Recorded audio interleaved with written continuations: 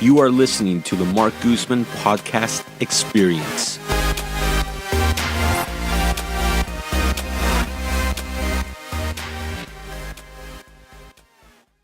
This episode is brought to you by Bettencourt Commercial Real Estate. There's more to building wealth in real estate than simply buying and holding. You need to have an entry and exit strategy. You need to know when to invest, have a plan to maximize return during the holding period, and have an exit strategy to sell and exchange the property into a bigger investment. This takes a set of highly qualified professionals to guide you from buying your first investment property to eventually upgrading to the 100-unit complex, providing wealth for you and your family. Brian Bettencourt and David Peel have over 35 years of combined experience specializing in helping families build wealth through real estate. They assist you in putting your investment on autopilot and will guide you along each exchange. Visit them at www.bcre.co. Again, that's www.bcre.co to give your future a jumpstart. Today on Highest and Best, we are continuing our preview of the June 5th primary election. Our guests today are Denise Kees of Kees Realty in Oakland and Ryan Bettencourt of Summit Funding in Richmond. Both of our guests have extensive knowledge of the Bay Area real estate landscape. Today, we look to gauge their opinion on Regional Measure 3, as well as discuss various parcel tax measures and other ballot initiatives that could impact your community and the real estate business in the Bay Area. I saw so many people on Facebook just give up like in the first quarter. No, I wouldn't do that. It's all about the third quarter. So the first half was stressful. I was like, if they're within 9, less than double digits in the third quarter, then they could come back. Yeah. But they didn't have to make it that. Ooh, my heart. All right. So Denise, Ryan, thank you for coming on to the podcast. Again, both of you are second timers, right? Mm-hmm. Yes. Yeah. Awesome. So second time on the podcast. Now it's a little bit different because we're doing Facebook Live. Oh, hello. And Denise, were you the first one in this new studio, or maybe yes. second? Yes, I think I was the first one in the new studio, but it was before live. Yeah, and then Ryan, we did. That was the time the power went out in the middle. Yeah, that's right. Yeah. Yeah, and then we did it at my old office. Yeah. So today's episode, there's a few things we want to talk about and break down. Regional Measure 3 is one of the topics that we discussed last week. We want to discuss this week because June 5th we have the California elections, mid-year elections here. So, are the two of you familiar with the measure? Yes. Okay. Increase of $3. Increase of $3. Yeah. Yep. So, and I believe it's going to increase by $1 in 2019, another dollar 2022, and then by 2025 to the final $3. Yes. So, Denise, let's start with you because you just had an interesting drive over here through traffic. So, number one, is this going to help Californians here in the Bay Area, and what's your opinion on it? Okay, so first question, more money would definitely assist in doing some of the major infrastructure projects that we need to do, especially around traffic. My opinion on it, though, is a little, I'm kind of up in the air. It's already a chore to get across any bridge, but I'm based in the East Bay in San Leandro, and my brother and his wife, they do a lot of work in San Francisco, so they go there a lot. Sometimes I go with them, and just the amount of traffic and then the expense, it really makes you think about, do I really want to go to the city for anything? I don't think that adding the $3 though is I get the intent, but I don't think it's thought out very well, because most of the people who are working in the city, a vast majority of them are in service industry. They don't live remotely close to the city. BART is just as expensive as driving now, and so this is just a really, really, really tough burden on working and low-class people who have to, get around the Bay. You already have people commuting from Tracy and Stockton and even Sacramento, and it's just the cost of getting to work. Sometimes it's too much. I've had friends who have literally called in and say, I can't get to work because I can't afford to put gas in my car. And so it's kind of like, what's the point if wages aren't keeping up with the cost of just trying to get to work? I just really see it having a greater negative impact than it having a positive impact.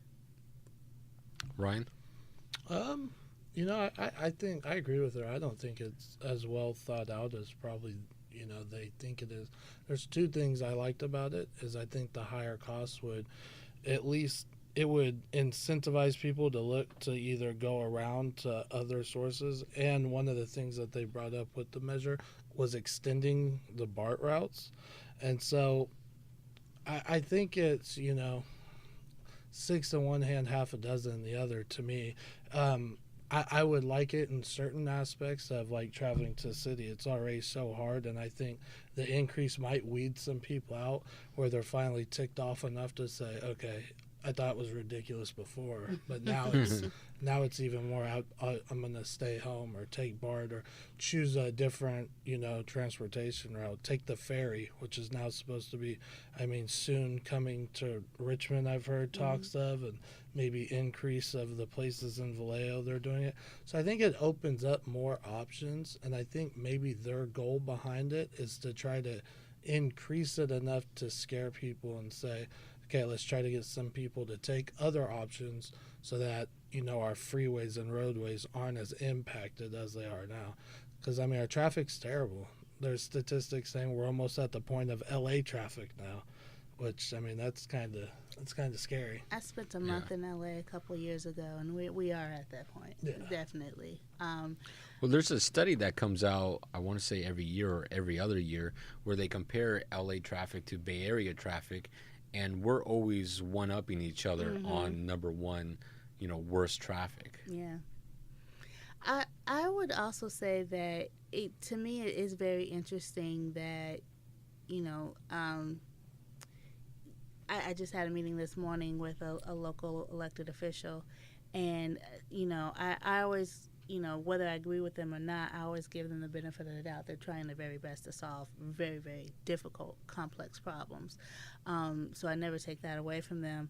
It's really interesting to me that the private sector hasn't really, as innovative as they could be, hasn't really thought about, hey, how can we help with this situation, such as maybe we should move some job centers to the valley so that people don't have to commute as far, or maybe we can think of a way to pitch in for some of these infrastructure projects. I know a while ago people were really coming down on Facebook and the buses and things like that for taking up, public transportation, I wouldn't say resources, areas for private work, but at the same time, it's like at least they were trying to, alleviate some of these problems. Maybe that wasn't the best route, but I wouldn't knock them for trying. Why aren't we reaching out for more public-private partnerships or thought processes so that we can really, find this situation? I just don't think either side can do it on their own, but maybe together really focusing resources and talent on solving some of these problems. Yeah, and that could be very difficult trying to get the private sector to do anything, because private sector wants to stay in Silicon Valley or in the San Francisco, Oakland, East Bay, right? Keith Robinson, when he was here on the show, said,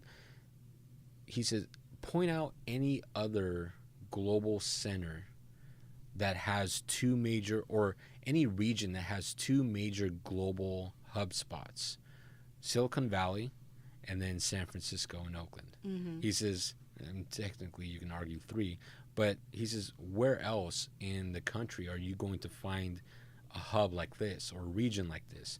And it draws so many people to this area, and you have a big influx. So what we were just briefly talking about before we started the podcast is 80% of the people that are moving out of the Bay Area, are households that are making under $40,000 a year. Mm-hmm. About 80% of the people or households moving into the Bay Area are households making over $100,000. So I'm thinking, I'm sure they're looking at the same data and they're saying people can afford these increases and we can use these increases to build the infrastructure we need. I mean, but then it goes back to, well, who's going to be accountable for these infrastructures and how long are these projects going to take? And is it really, because whenever they come out with estimates, it's going to be 2 or 3 times higher. Mm-hmm. And they're looking at the data and seeing the amount of money that's starting to come to this area. Just from doing loans in the last year and this year, we've seen a lot of money shifting this way from your San Mateo, San Francisco areas into our East Bay here. And you see a lot of the people that grew up in the East Bay moving more to the Sacramento, Tracy areas, places like that. So you're seeing the more average income moving out, and you see this higher income moving in. So then the people looking at the data see that transfer of wealth and go, okay, now we can, maybe do some things to up, prices on stuff, and maybe it won't bother this area as much now as maybe it would have 10 years ago, because there is more money in the area.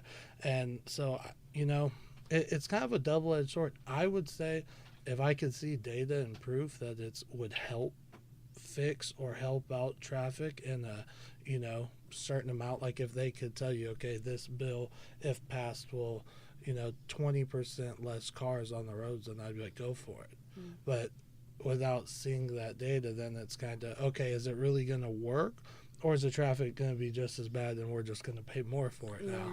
And the problem is they've done stuff like this before in the past. Raising it. Yeah, I remember when the Carquinez Bridge, I think, was like $2. Yeah. And then it went to $3, and then $5, and then $6, and then when does it stop? Yeah. That's the real question. Well, I find it interesting that you were talking about the transfer of wealth and just basically people moving to where they can afford, which is logical and makes sense.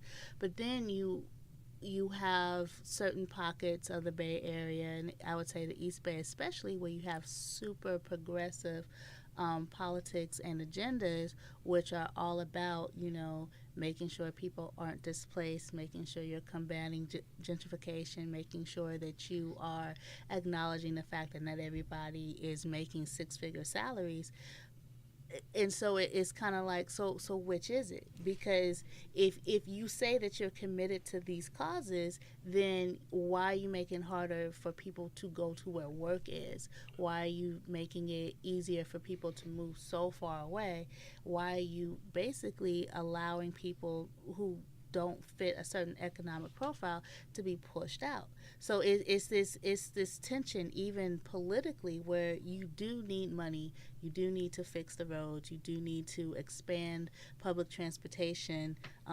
It would be nice to have more dense housing around major transportation corridors, but then the people that you're doing this for, will they be able to afford it by the time you're finished with it? So, like I said, I salute people in government because they sign up for this, and they face it every day. But I do wish that they would put a little bit more thought into exactly who and how this impacts people. Yeah, exactly. Because it's not gonna affect the people who make the higher end. To them, it's not a big deal. It only affects those who. When anything costs more, it never affects your upper class. It affects the people who are probably already struggling. And it seems to be there's no happy middle place that would help both sides.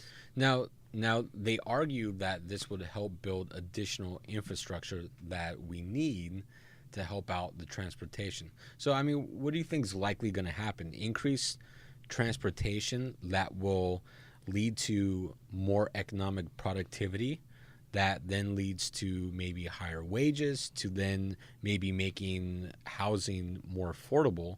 Or do you think possibly the opposite, that increased transportation would allow more people to move in and then driving up the cost of housing, making affordability less? Honestly, I think it's the latter, only because if you increase the size of a pipe, that allows more to go through. But where are these more going to be? We still haven't increased in any reasonable, rational way. We still have not increased the capacity to house people in the Bay Area. So instead of a 6-lane freeway, you have an 8-lane freeway or a 10-lane freeway that allows more people to come in. Where are they going to stay? So I think that transportation and housing goes hand in hand. I do believe that a lot of the money, especially in the beginning, will go more for maintenance or probably replacement rather than improvement or expansion. So I don't think it would really affect housing costs. It certainly won't make them go down. I think that they would either stay the same or they will actually go up, because the cost of building a house is still expensive. If people are really targeting major transportation corridors, then that land around there is going to go up. So the cost, again, is going to go up. Labor, especially construction labor, is at a premium.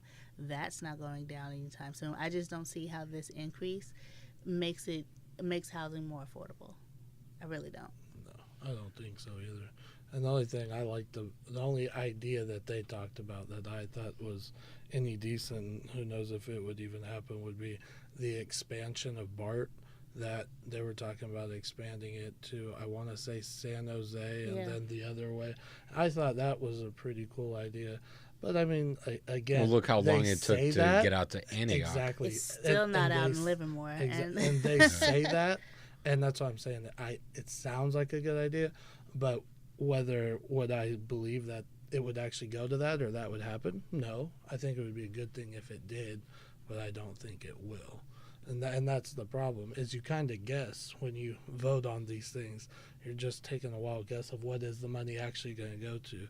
And that, in the end, I wish that's what we could change more, is have a real understanding. If we had a solid understanding where they said, look, if you do this, this is exactly where you're going to see it go to. This is exactly what was going to change. Because then we can make much better educated opinions instead of educated guesses, like we're forced to right now. We're forced to just make guesses. Well, see, that's also a problem that a lot of these different measures have, is when there's a big influx of money coming in, the lack of accountability to this money. Now, they're talking about building an 18-person committee to kind of oversee these funds.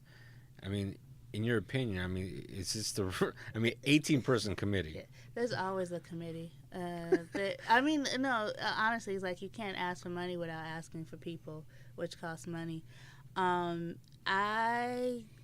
don't know. There's been a lot of stories in the news lately, locally especially, about, the role of oversight and citizen oversight and the resources that these oversight committees have, and then the authority that they have. If they see something, what can they do to make improvements, make changes? Is it just recommendations? Do they have to go back to another body for them to then act on it?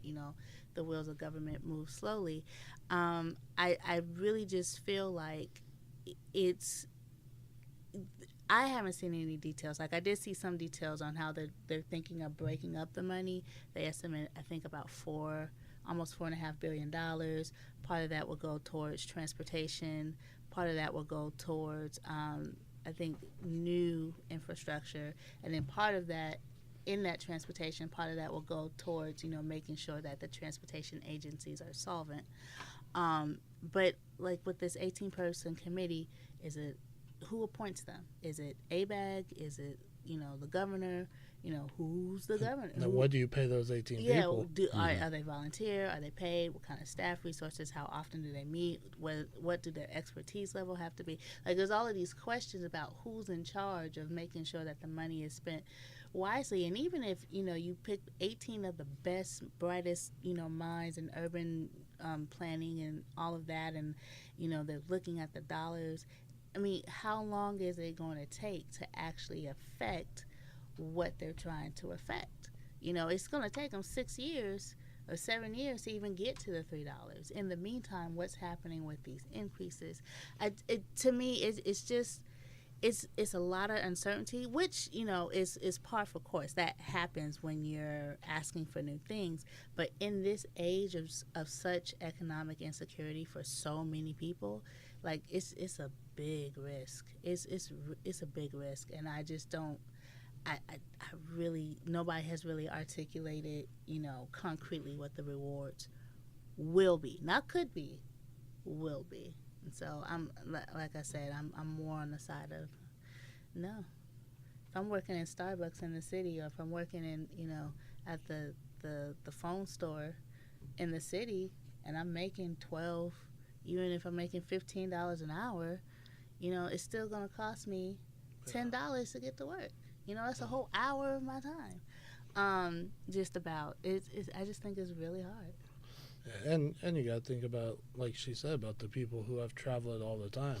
So say even if you just live in Vallejo and work, even here in Pinole, it's not a very far drive, but if you work that every day and then they increase that, you got to think about it. That's extra $300 a year. If it's just the $1, then after that you get $2, $600.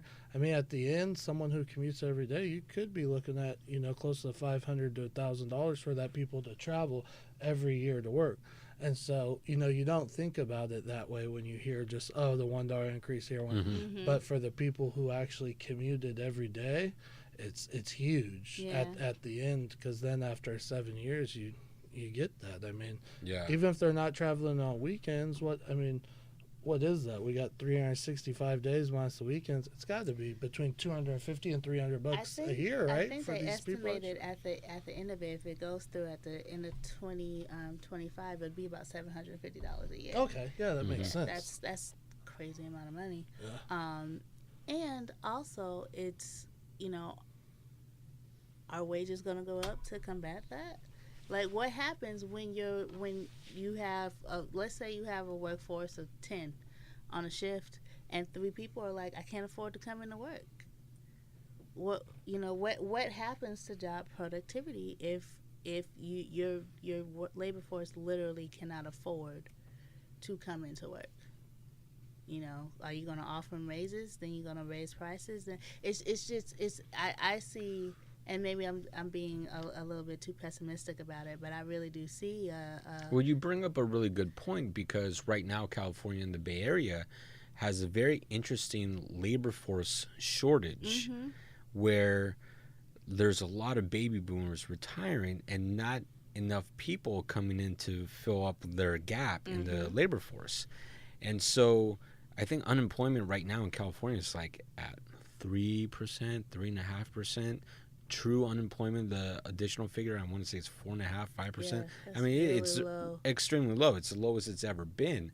And so to have that kind of unemployment level, and then you throw into the mix, like what you said, an employee that may not be able to make it to work, well, who are you going to hire? Who's your replacement? There is no replacement. Yeah. Well, and I mean, logically, and it won't happen because they want to save money most likely, but I would think logically, just like you said, if we have less people working and we have the costs going up, then these jobs should start to have a higher wage.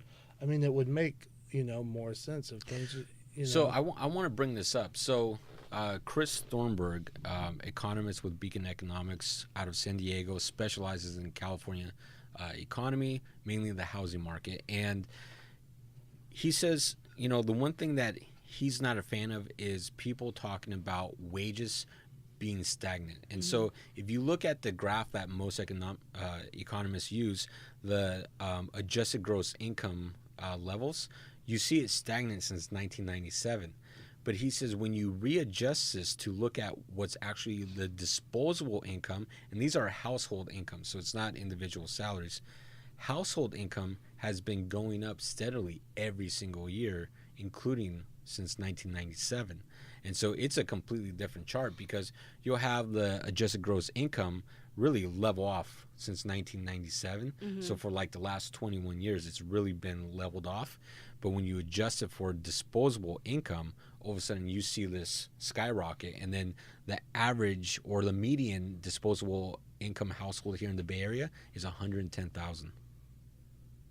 So, because I haven't seen that chart, is he saying that we're not adjusting for inflation or anything like that? We're just looking at the whole number, like the raw numbers? Yeah, I was going to ask Correct. that too, because things are a lot more expensive now than they were in 97. Correct. But the argument is that the household income is a lot more higher, because the other argument is, well, things have gone up, but household income has stayed roughly the same since 1997. So that's been the argument all this time. Well, he pointed out, well, look at the disposable income, and if you put them side by side, it's completely night and day. You know what? I'll pull up a copy of that, and I'll send it to you, because I'd love to see it. Yeah, and he's super smart economist, and it's really, really interesting, that chart and his presentation. So I'll forward that to you. And in fact, for people on Facebook, what I'll do is I'll do a screenshot of it and then post the actual chart on Facebook. But yeah, it's a really interesting chart. And so now you have like two arguments. Like, will it really affect people in the Bay Area as much as people think it will, or will it not because people can't afford it?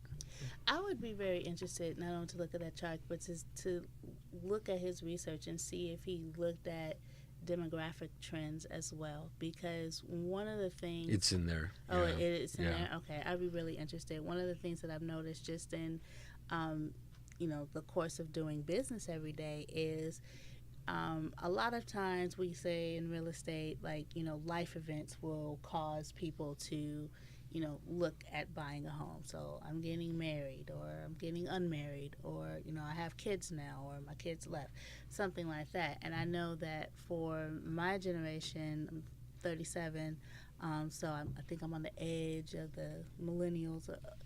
For my generation, a lot of people have delayed things like marriage or, children because they're in school or things like that.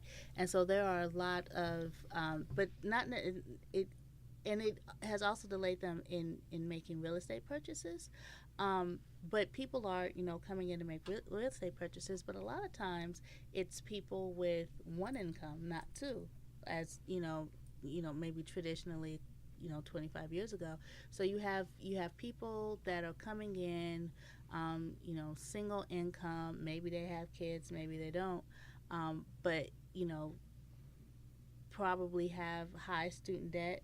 If they can qualify with their single income, probably have high student debt. And so there's all of these things, all of these different factors that are happening now that probably didn't, or were just beginning maybe 15, 20 years ago, that I think a lot of people aren't also thinking about.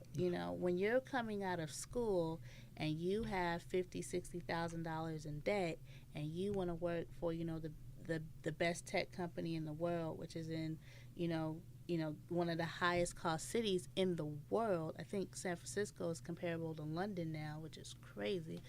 And so you don't mind living, for a two-bedroom like you did in college, because it's like college, but then all of your, disposable income are going to necessary costs. It's going towards shelter. It's going towards debt. Then it's going towards food. And if you want to be fabulous, then it's going out to discretionary things. But you're not building that nest egg in order to build the wealth that traditionally has been built. A friend of mine on Facebook posted an article. I have to find it, but it basically said millennials are the brokest generation. Like they have a level of debt never seen before in the history of this country. And so, doing all the things that you were told to do in order to be successful has put you behind the 8 ball, especially if you live in high cost areas like anywhere on the East Coast and pretty much anywhere on the West Coast, and then a couple of hot pockets, in the Midwest. Well, and what's happening now is before anyone would accrue debt, they would be in the workforce, be working. Came right out of high school, moved out of the folks' house, started working. then would go buy a car and accrue a little bit of debt, then get a credit card. Now, what we've done in the system with student loans is we've given out free money with no real evidence that it'll be able to get paid back. And that's true all the time. When we see, I would say the smallest student loan debt I've done on the loan for someone who has it's 40 grand easy. And that's if they're paying for just the schooling for 4 years. Mm-hmm. If they've gotten money for any other cost. So yeah, we're seeing a much slower generation of people buying and in huge amounts of debt. And so when you tie that back in to the situation we're looking at now with the new people coming into the workforce, can they afford increases in things? And even if the increases are necessary. Yeah. So let's talk about parcel tax, because people are also going to be voting on basically increasing taxes on real estate, right? Orinda's got one. Contra Costa's Measure S actually raises parcel taxes to $812. Oakland Measure D is a parcel tax to levy $75 to single-family homes to fund a library. Who goes to libraries or uses libraries? Yeah. That was the first one that grabbed my eye, because I don't know anyone that goes to libraries that doesn't get information online. There's free Wi-Fi offered everywhere. You go to Google, right? That was the first one that caught my attention. I go, who uses a library? You just drive by this Pinole Library. It's a hangout spot for kids outside now. I don't think anyone ever hangs out inside of libraries anymore. Yeah, there's been a number of parcel taxes that have come up, and that will probably be on the Oakland ballot, especially. So how does this affect real estate, though? Oh, I mean, it makes it more expensive. I mean, like, I'm a realtor, so, no on parcel taxes, like, pretty much across the board. But, in looking at what cities are trying to fund, there are definitely compelling stories. There may even be some compelling arguments. One of the issues that Oakland has is that the vast majority of the residents are not homeowners. They are tenants. And Oakland has rent control laws, so you can only, raise the rent so much. And so things like raising money for parcel tax or increasing parcel taxes doesn't necessarily affect the vast majority of residents. So they're like, yeah, we need that, we need that, we need that. And they don't necessarily have to pay for all of that. Unless a unit goes market rate, because I believe this is strictly an opinion, but I do believe that because there is no real responsibility in paying for it, people aren't necessarily holding people accountable for what does happen with the money. My father. Every year looks at his tax bill and it's like, what's this? I don't see this. Potholes. And so, but they've been homeowners for 25 years. If I live in an apartment and I've been there for 5 years and my rent is relatively low, what do I necessarily care? So I do think that the lack of home ownership makes it really easy for politicians to suggest increases in parcel taxes and transfer taxes. And it makes it real easy for people not to necessarily think about, well, what does this mean if this goes up? And then where does the money go? And then what results do I need Makes to it see? easier to pass through. Yeah. It makes it much easier. And that's kind of, I think, what the general consensus between all of us here, the more we talk, is it's so much harder when there's nothing that you're going to see right away, or no evidence of, look, this money is going to go directly towards this, that will be done at this point, and give you a timeline where you can see and judge on it. Okay, well, I wouldn't mind paying the extra money if I'm going to see the response and fix at this point. And you don't get to see that. Like you said, you're just kind of pouring the money in or saying yes to, oh, that's a good idea, but is that idea really what we're going to be paying for? Who knows? Yeah. And I think that's the part that everyone has a hard time of, kind of who's going to be looking at the money. How are we going to be sure the money is going where we need it the most and where we want it the most? Or is it going to be like, it has been in the past, where you're going to see the increase in the parcel taxes, the bridge tolls, property taxes, all these things that go up, and then you look at it and see, well, that road hasn't been paved for 30 years. Same pothole that's got our car tire twice still there. Yeah. But we're paying more to promise to fix these things, but we're not actually seeing them fixed. Yeah. So in the end, I think that's the big question, is where does this money go, and how can we start to see the actual benefit we're paying for? Yeah. Yeah. So it seems like as more and more of these taxes come onto the ballot, the trend is, well, what's this really paying for? Where's the money going? Where's the accountability? And it seems to be that's the ongoing trend over and over and over again every single time. And I think at some point it's going to have to crack where people just say enough is enough. Like, at what point do we start really building accountability for the money that's being used, right? Yeah. Yeah. Well, it's not going to happen until this stuff stops getting voted in. Yeah. As it continues to be voted in, there's no pressure to fix it. Why fix a clock that still tells the right time, or still whatever the old saying is. They're not going to change the ways they parcel out the money or what they use the money for if people vote in the higher taxes and the higher payment, because there's no need for them to, as lawmakers or bill makers, if they're still seeing the end result. Okay, we're still not showing where the money's going. The people still aren't seeing the benefits, but they're still voting yes to pay more to us. So they wouldn't be forced to change. There's no force to change until they're going, oh man, they're saying no now. Now they're saying no. No, I agree. I mean, there's no incentive to change behavior. Yeah.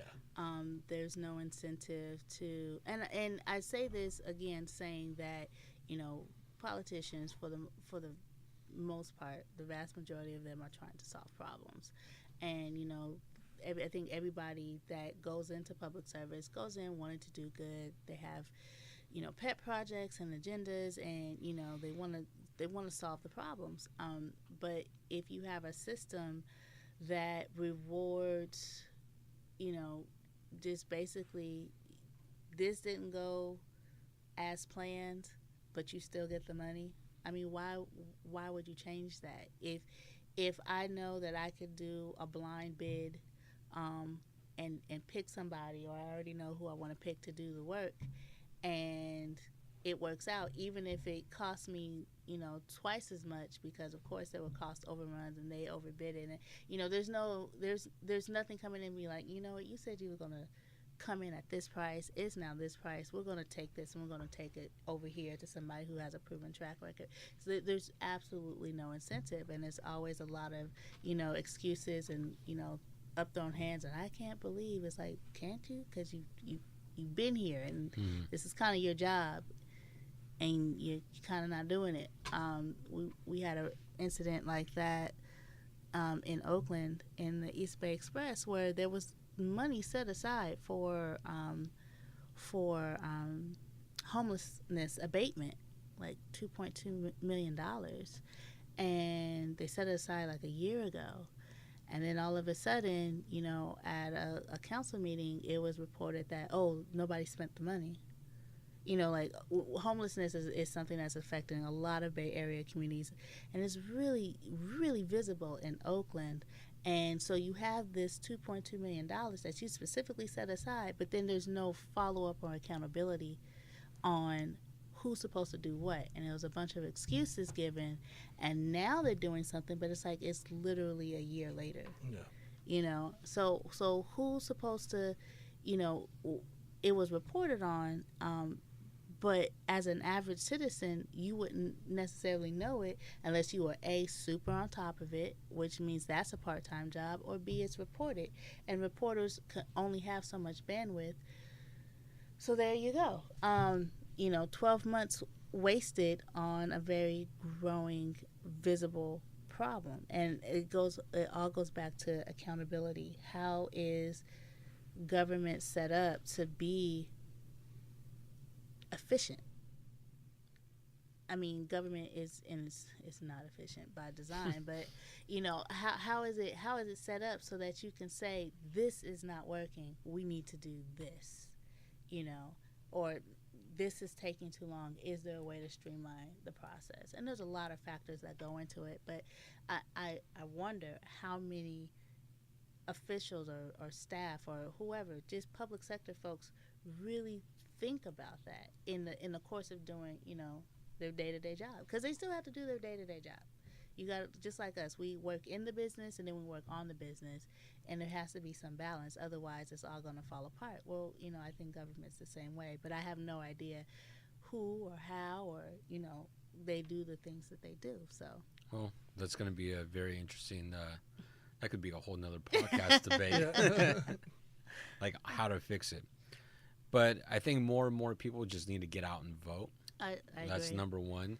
And I'd like to see a lot more younger people get into politics, get voted in, and kind of change things up a bit. Well, and I think the younger people don't vote like the generations before.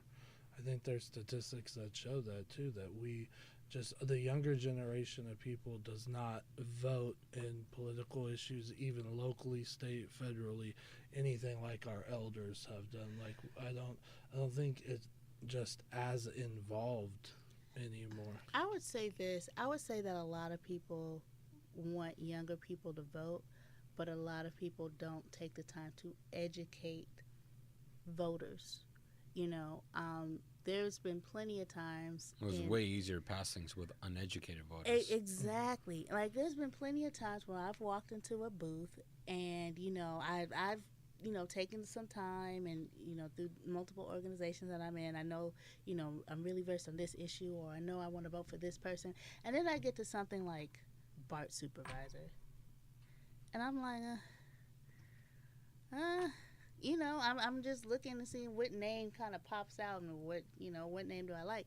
And so, that's my bad, because I should have taken the time to educate myself on who these people are. And there's a lot of important positions like BART supervisor, like, DA, county DA, like, judge, superior court judges, that a lot of people don't even take the time to familiarize what the job entails, let alone who's running for it and do they agree with those positions. So I think for people who always encourage people to sign up and vote, they should also take the time to say, this is how you research people and issues. This is what this means. This is what this means. This is an objective analysis. These are the people who are for it. These are the people who are against it. These are the people who you need to see. You need to at least know who their names are.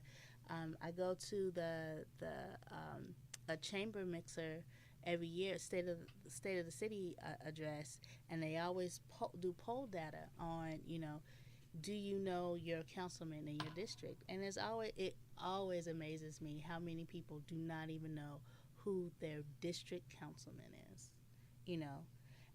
But these are the people who we want to vote. And it's like, well, which do you rather? A bunch of people that don't know anything voting on stuff, or a select few that took the time to research it voting on stuff? It's one of those types of questions for me that it's like we really need to do something to encourage, civic engagement. And I don't think that just telling people to vote is enough. It's like, yeah, I want you to go to school, but I want you to go to school and learn stuff, not just show up. Sam, that'd be a pretty cool episode for us to do if we do an episode where we kind of show people how to do proper research on how to vote correctly. Yeah. How to research the issue so that you have more educated voters on the topic. Exactly, yeah. That'd be a cool episode to do. So, Denise, Ryan, thanks for coming on to the podcast. I know we can keep going on and on about this, but thanks for being on the podcast. And Good luck to both of your individual businesses, and we'll see what happens on June 5th. Thank you so Alrighty. much for the Thanks invite. for having us. Thank you so much for listening to the podcast. Thank you to our producer, Sam Lubman. Please subscribe, like, comment, and share the podcast. Remember, you can listen to the podcast on iTunes, Podbean, iHeartRadio, Google Play, SoundCloud, and anywhere else you listen to podcasts. For more information on my business as a property manager and real estate team, go visit my website at marcguzman.com. I really want to thank all of you for listening. It means the world to me, and I hope today's episode provides you value in your day-to-day life. I created this podcast to help showcase the many great people that live in this world and help share some knowledge that I've learned along the way in life. Again, thank you for listening. Check out our sponsors, and I'll catch you on the next episode.